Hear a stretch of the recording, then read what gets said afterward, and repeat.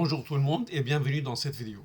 Dans cette vidéo, je vais faire la présentation matérielle des automates Siemens pour contrôler le procédé Festo. Donc nous avons quatre ici tables et chaque table il y a un système indépendant.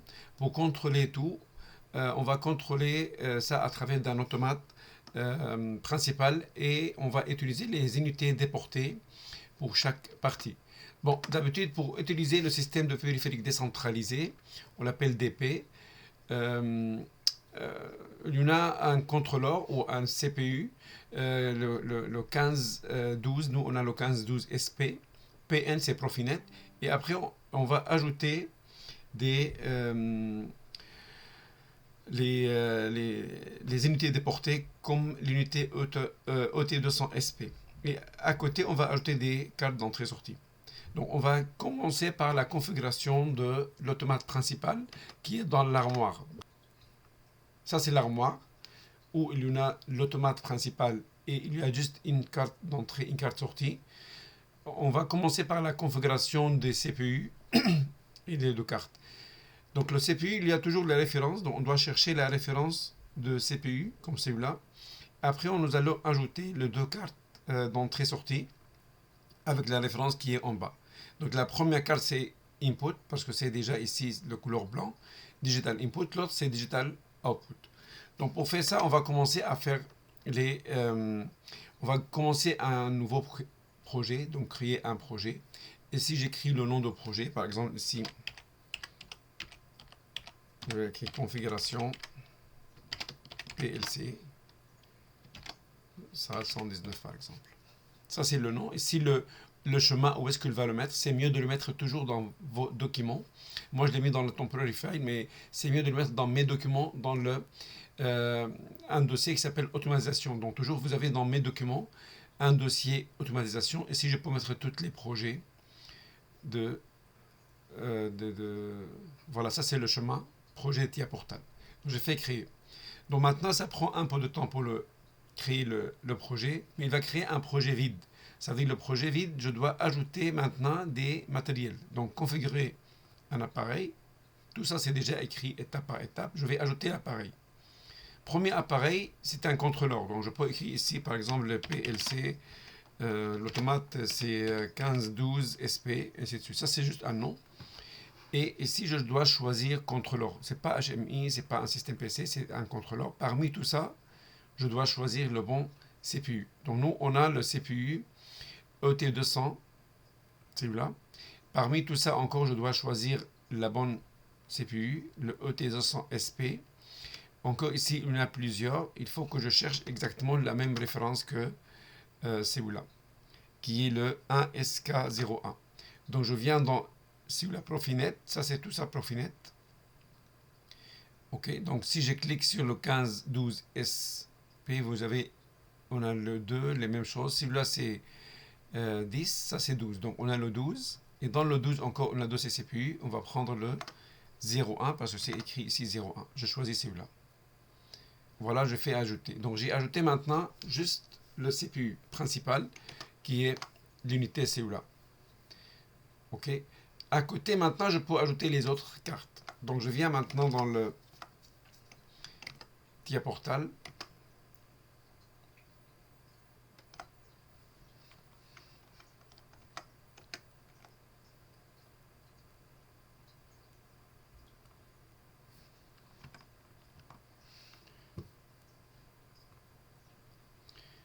Ok, ici maintenant je vais ajouter les deux cartes.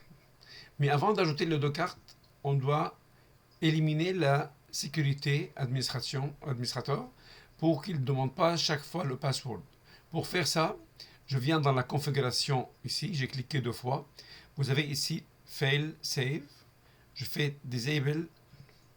Je fais oui. On voit maintenant la sécurité est partie. Maintenant, je peux downloader sans qu'il demande chaque fois le password. Maintenant, je vais ajouter les cartes. Donc, la première carte à ajouter, on a dit, c'est celui-là. La carte de... On a ajouté ça. La deuxième, c'est la carte Input-Output avec la référence qui est là. Donc, où est-ce qu'on peut trouver la même référence? Donc, si on a déjà le nom de la carte, il est en haut. Donc 8 input, celui-là, digital input, HF. Ça, c'est la famille HF, 8 input. Donc, dans TIA Portal, je vais chercher dans le catalogue du matériel, discrete ou digital input, je vais chercher le HF, 8 input HF. Ok, ça c'est digital input. Vous avez le DC, vous avez le AC. Donc, nous, on doit chercher celui-là. Ça, c'est le 8 digital. Et dans celui-là, maintenant, je vais chercher la bonne référence. Lui, maintenant, s'il n'est pas le bon, ça ne va pas marcher. Donc, si je regarde maintenant, est-ce que c'est le même? Lui, HF. Et on doit chercher ici BF00, 6B00, 6BF00. Donc, celui-là. C'est A à la fin. Voilà. Celui-là, maintenant, je veux le retirer, comme ça, glisser dans le premier emplacement. Voilà. Une fois il est là maintenant, je dois changer le groupe de potentiel. Donc, tout ça, c'est déjà écrit étape par étape. Si je fais la configuration matérielle à partir de la page ici, on a fait cette étape, page 39. Je vais maintenant ajouter la carte. Avant d'ajouter la carte, c'est mieux de mettre l'adresse IP. Oui, j'ai oublié de dire celle-là, cette idée. On va commencer à cliquer sur le connecteur ici, RG45.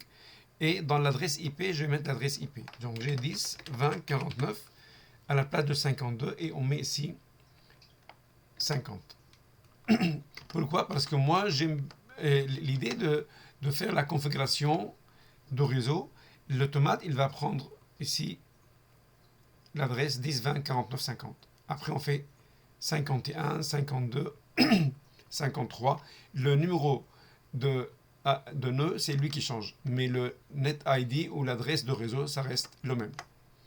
Et ce qui détermine l'adresse de réseau et l'adresse de l'appareil, c'est le masque.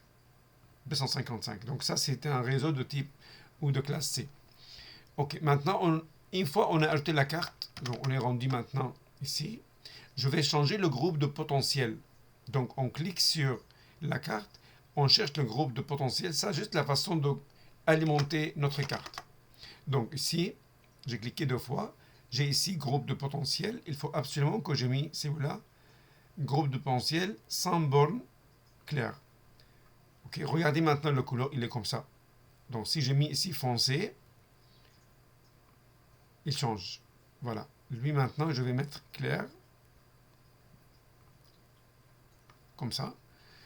Le deuxième maintenant, je vais ajouter la carte.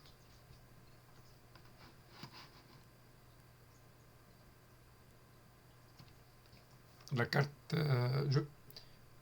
Bon, maintenant, je vais ajouter la carte de sortie. Encore, c'est la même chose, mais à la place de chercher dans le Digital Input, je vais chercher dans Digital Output. La même chose, je dois chercher le HF, 8 Input Volt, 24 volts DC, et je vais chercher encore la bonne référence. Je le mets ici.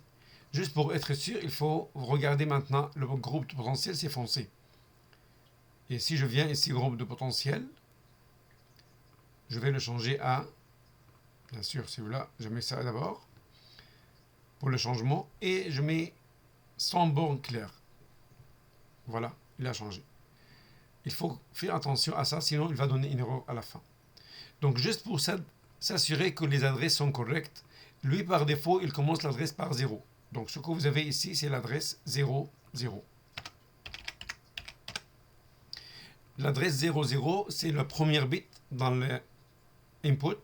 Et on a 8 inputs, donc le dernier c'est 0, 1. Donc comme on voit ici, 0, 1, 0, 2, 0, 3, il commence par 0. Ça c'est le numéro de byte et ça c'est le bit.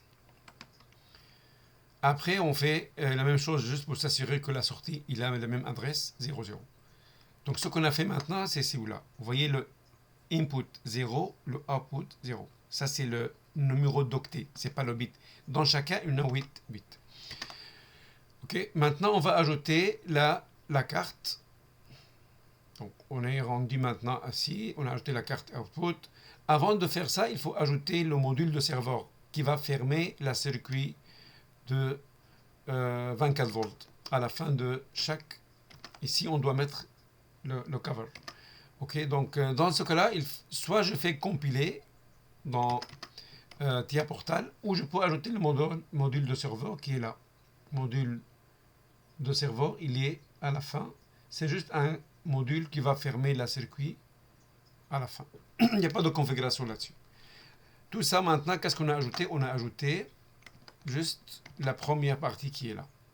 Maintenant, on doit ajouter les périphériques décentralisés et je vais commencer par l'ajout de ET200SP IM. Donc le IM, ça veut dire le Interface Module.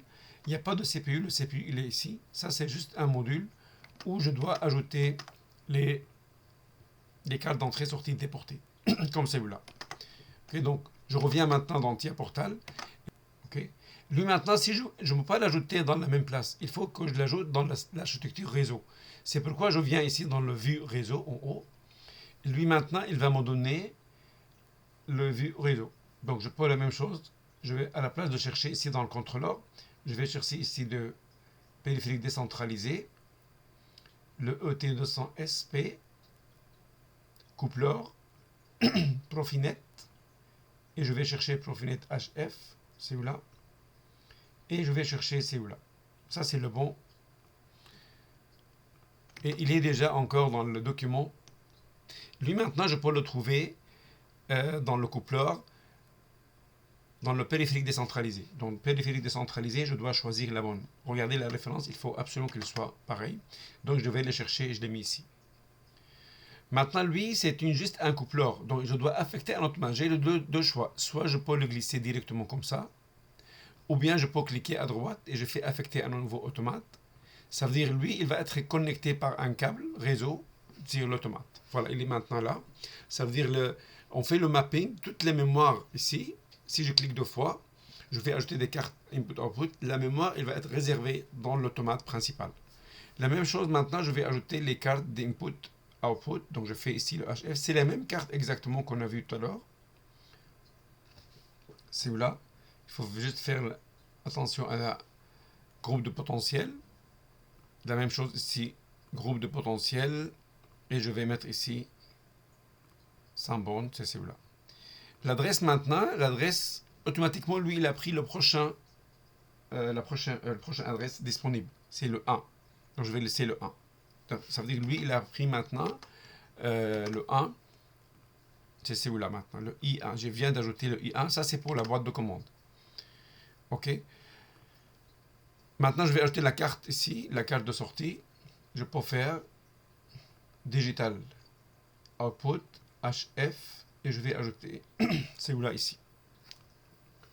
La même chose, groupe de potentiel.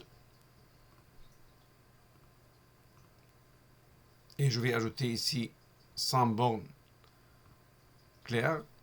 Et l'adresse, je vais m'assurer qu'il est bon. Voilà, maintenant c'est bon.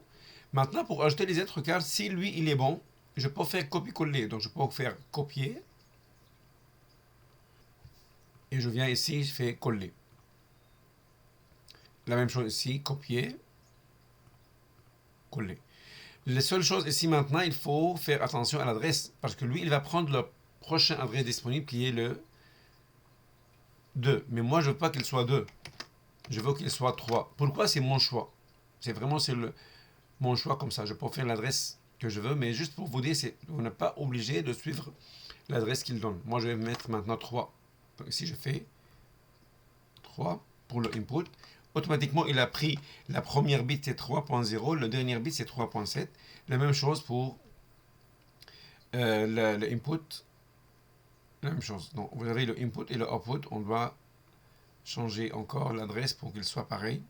3. Voilà.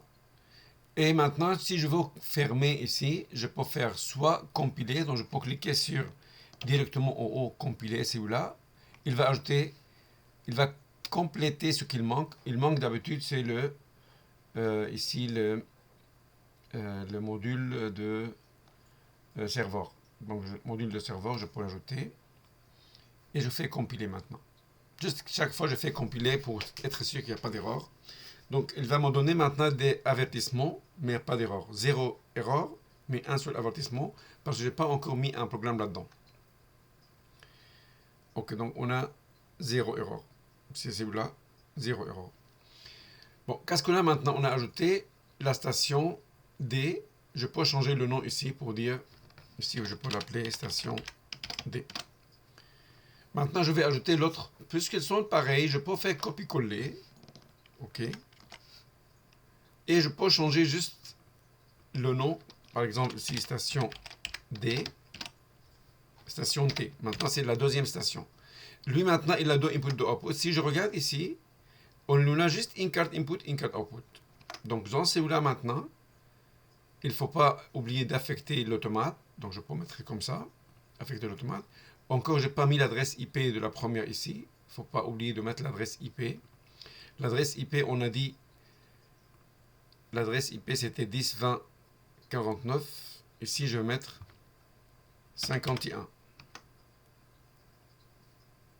Parce que là, la première, c'était 50. Le deuxième, 51. Lui, ça va être 53. 52. Adresse 52.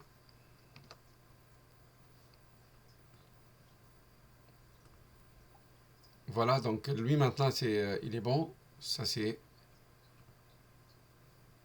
ok, si je clique maintenant deux fois, il va me donner maintenant la configuration que j'ai copiée. Mais moi, je n'ai pas besoin les deux ici. Donc je vais effacer celui-là, je vais effacer celui-là. Et lui, le module, je vais le laisser. Lui, maintenant, l'adresse, il faut qu'il soit, si on regarde, c'est 5, I5. Donc, je vais mettre ici 5. Ici, je vais mettre encore, pour lui, on va mettre 5. Donc, ça va être Q5, I5, et toujours le reste sont pareils. Donc, dans la station T, j'ai une carte analogique. Donc, si je regarde ici dans la configuration, on a fait copier-coller. On a fait la configuration, groupe de potentiel. On a répété la même chose pour la station D et la station T. J'ai ajouté l'interface de module. J'ai affecté encore l'adresse IP.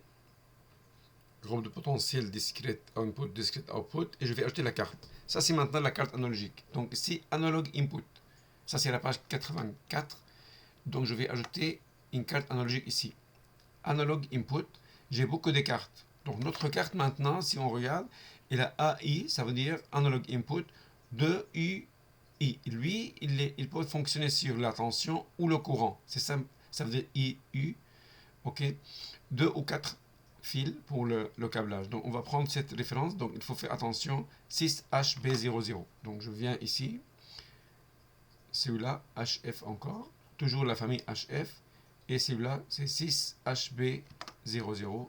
6HB00. Voilà, celui-là. Je vais le glisser dans l'emplacement numéro 3. Son adresse maintenant, d'habitude, son adresse, il faut prendre le prochain disponible. Mais moi, je vais prendre ici 256. Si encore, c'est un choix. Pourquoi il a pris la plage 256? Il a pris 256. 7, 8, 9. 4 octets. Parce qu'il y en a 2 analog input. Ça veut dire 2 mots. Si j'ai 2 Word, le Word 256, il a pris le 6 et le 7. Et le Word, ici, le prochain, c'est 58. Il a pris le 8 et le 9. Parce que ça, c'est un octet. Et le 7, c'est un octet. Ici, encore 8 et 9, c'est un octet. C'est pourquoi la plage, il a pris la plage comme celle-là. Encore le groupe de potentiel, il ne faut pas oublier de le changer. Ça veut dire quoi? Ça veut dire qu'il va prendre l'alimentation électrique de ce qui est à gauche, la carte à gauche, à partir de CPU. Ok, on a fait ça. Maintenant, pour la carte ici, il faut faire la configuration encore de la carte pour qu'il fonctionne sur la tension. Ça dépend de notre capteur. Nous, on a un capteur linéaire, potentiomètre. Donc, paramètre d'entrée, c'est celui-là. Paramètre d'entrée, on doit choisir ici, à la place qu'il soit 4 à 20 000 ampères. Ok, la première, ça c'est la voix. Donc d'habitude, les cartes analogiques, on l'appelle voix 1, voix 2 ou channel. Et si je fais tension, même le deuxième, je peux faire tension, mais je ne l'ai pas utilisé encore. Mais je peux faire encore tension. Mais nous, on n'a pas utilisé ça. Mais j'ai mis les deux, juste en cas où, si on va l'utiliser après. Et ça, c'est l'adresse. Donc l'adresse c'est 255. Et comme on voit ici maintenant le module, il faut que je le glisse ici. Ça c'est le module de serveur. Bon, une fois on a ajouté la station T, maintenant on va ajouter la station P. Donc si j'ai mis ça, voilà maintenant, la station D et la station P et H sont pareils parce que sont tous presque la même chose. Si on regarde ici, ils ont toujours deux cartes input, deux cartes output. Soit je fais copier-coller, ou si je veux pratiquer un petit peu, je peux faire la même chose, périphérique décentralisé, et je prends toujours la bonne interface module, et je dois toujours affecter ça à la bonne CPU. Je peux changer l'adresse IP, et je peux ajouter les cartes. Donc ici maintenant je vais ajouter la carte, lui il a l'adresse 53. 53. Maintenant, je peux faire les cartes. Donc, si j'ai copié déjà les cartes là-bas, je peux ajouter les cartes. Digital Input, Digital Output. Pour ne pas refaire la configuration. Donc, je peux ajouter la carte. Ici. Celui-là. Bon, puisqu'on sont pareils, c'était mieux si j'ai copié tout. Mais je peux faire copie. Tout. CTRL-C. Je viens dans celui-là. CTRL-V. Ou on peut répéter la même chose qu'on a fait tout à l'heure. Donc, je fais maintenant coller.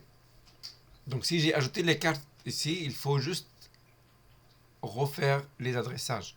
La première carte dans la station P, si vous voulez la station P, c'est I7. Donc, je dois venir ici.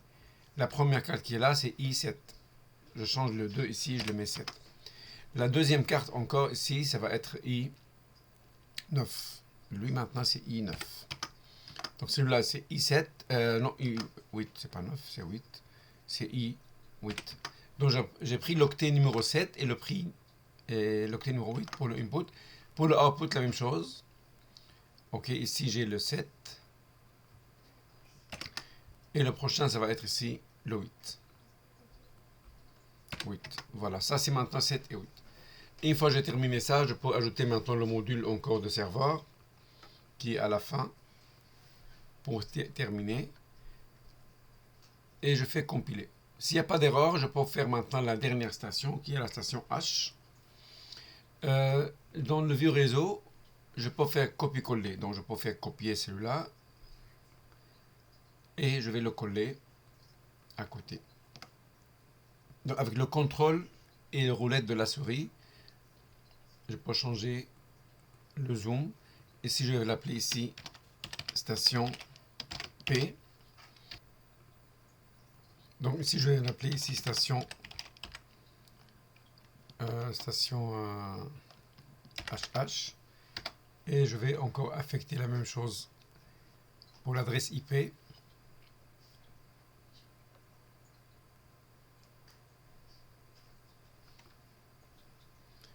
Ok, l'adresse, ça va être ici 54. Donc maintenant, automatiquement, j'ai 50, 51, 2, 3, 4, le 4. Et si je regarde ici l'adresse, ici il y a la carte, ça c'est le 9 et ça c'est le 10. Ça c'est encore le 9 et ça c'est le 10. Voilà, donc j'ai toutes les configurations sont correctes. Je peux maintenant compiler pour charger dans l'automate. Donc pour charger dans l'automate maintenant, quand on est devant le... Peut-être on peut faire un petit programme là-dedans, dans le bloc de programme, dans OB1. Ici maintenant mon programme principal. Donc toutes les adresses que j'ai fait déjà sont déjà réservées dans la mémoire de l'automate. Et si je peux écrire maintenant dans le OB1, qui est le programme principal, je peux écrire par exemple des mémoires ou des start-stop juste pour faire le test. Pour les adresses sont déjà dans le document. Ici, vous avez la liste des opérandes. Ok, vous avez les adresses. Par exemple, bouton Start, c'est 1. Je vais juste faire une seule sortie. Start, c'est l'adresse. Donc, je peux faire ici. Par exemple, je vais cliquer sur Start, Stop, la structure qu'on le connaît avant. Avec le haut maintien. Donc, lui, maintenant, c'est le stop. Donc le stop, il faut savoir c'est quoi l'adresse. L'adresse de stop, c'est quoi? Stop, c'est 1.4. Donc I 1.4. Donc je viens ici, j'écris I 1.400 pourcentage. OK. Après, maintenant, je peux faire, et par défaut, il a donné un nom de tag, tag 1.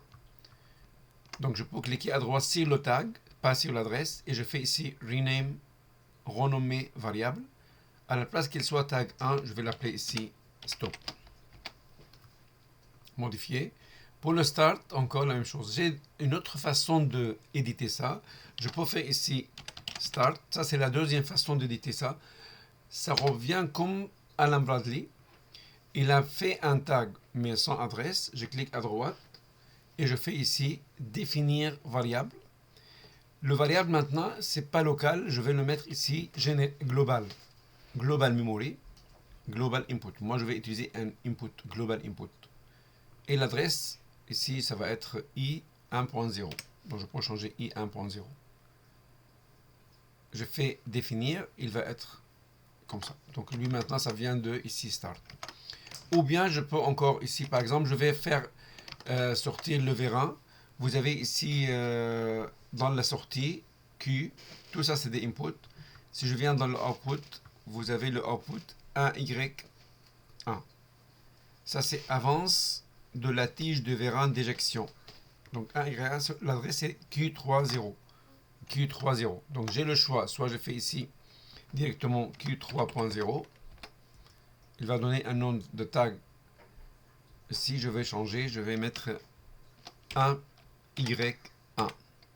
Je peux mettre dans le commentaire ici, par exemple, comme c'est déjà écrit ici, avance de la tige du vérin. Donc je peux faire ici avance.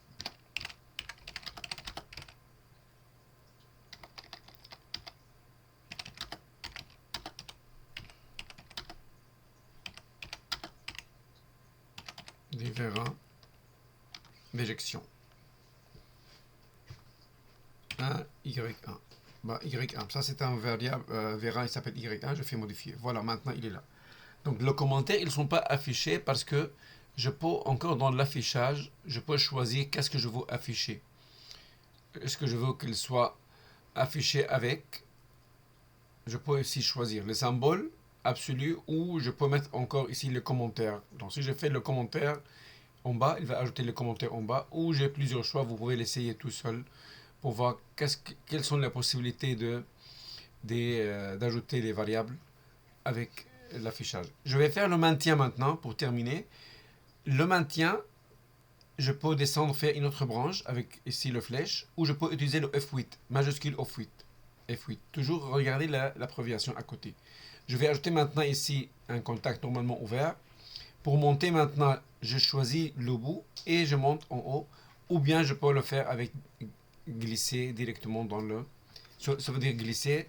Je peux faire comme ça, glisser ici. Donc je maintiens la souris, clic gauche et je le relâche ici. Maintenant je vais faire ça. Si je fais directement comme ça l'adresse, il va le transférer. Mais moi je veux, vous voyez, il a enlevé d'ici. Moi je veux le copier. Donc je peux faire CTRL et je fais comme ça. Donc dans ce cas-là, il va copier l'adresse. C'est pas juste transférer d'un vers l'autre. Il va faire copier avec le contrôle et on voit le plus il est là.